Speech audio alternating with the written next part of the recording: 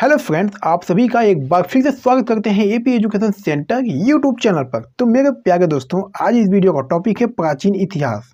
तो दोस्तों, अगर आप एसएससी और रेलवे की तैयारी कर रहे हैं तो ये वीडियो आपके एग्जाम के लिए बहुत ही महत्वपूर्ण होने वाला है। तो पूरा वीडियो ध्यान से देखिएगा। वीडियो पसंद आए, अच्छी लगे तो वीडियो को लाइक कर दीजिएगा, साथ ही साथ चैनल को भी सब्सक्राइब कर लीजिएगा। तो चलिए शुरू करते हैं पहले प्रश्न के साथ। इस वीडियो का पहला प्रश्न दोस्तों आपके सामने है, प्रागैतिहासिक काल के पहले के युग को क्या कहा जाता है। तो मेरे प्यारे दोस्तों, इस वीडियो में टॉप 10 क्वेश्चन लिए गए हैं और सभी क्वेश्चन जो है सिलेक्टेड और इम्पॉर्टेंट है। अगर आपको किसी भी प्रश्न का आंसर पहले से पता है तो अपना स्कोर कमेंट बॉक्स में जरूर बताइएगा। तो चलिए इस प्रश्न का सही आंसर देने का प्रयास करिएगा। प्रागैतिहासिक काल के पहले के युग को क्या कहा जाता है। तो दोस्तों, प्रागैतिहासिक काल के पहले युग को पूरा पाषाण काल युग कहा जाता है। दोस्तों, पूरा पाषाण काल के बाद दोस्तों मध्यकाल और नव पाषाण काल का क्रम आता है। यानी दोस्तों पहले प्रश्न का राइट आंसर ऑप्शन डी हो जाएगा। ये आपको याद रखना है। दोस्तों, क्वेश्चन नंबर 2 देखिएगा, निम्नलिखित में से कौन सा एक नव पाषाण सांस्कृतिक स्थल नहीं है। तो चलिए मेरे प्यारे दोस्तों, इस प्रश्न का सही आंसर दीजिएगा, गलत मत करिएगा।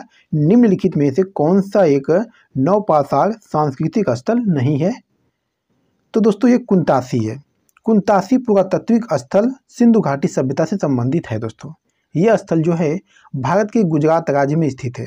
यानी दूसरे प्रश्न का राइट आंसर दोस्तों ऑप्शन डी की तरफ जाएगा।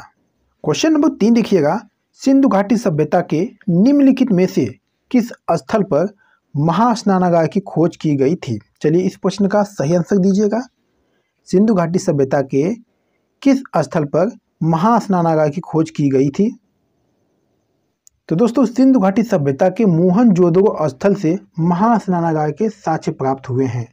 यानी तीसरे प्रश्न का राइट आंसर दोस्तों ऑप्शन बी हो जाएगा। ये आपको याद रखना है।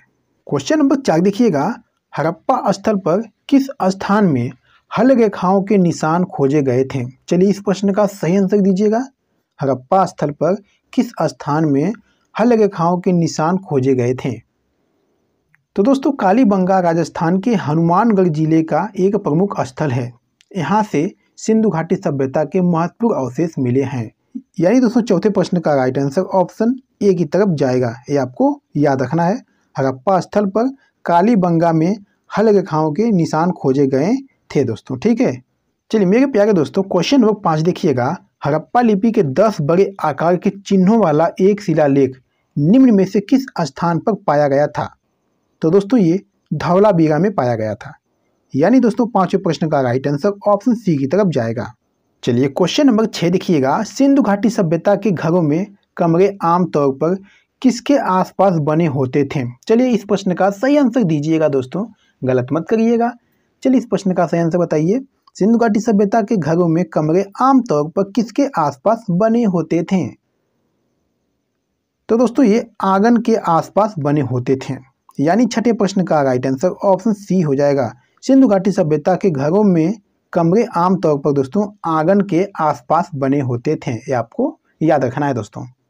चलिए क्वेश्चन नंबर 7 देखिएगा, लोथल स्थल पर हड़प्पा सभ्यता के अवशेषों की खोज निम्न में से किसने की थी।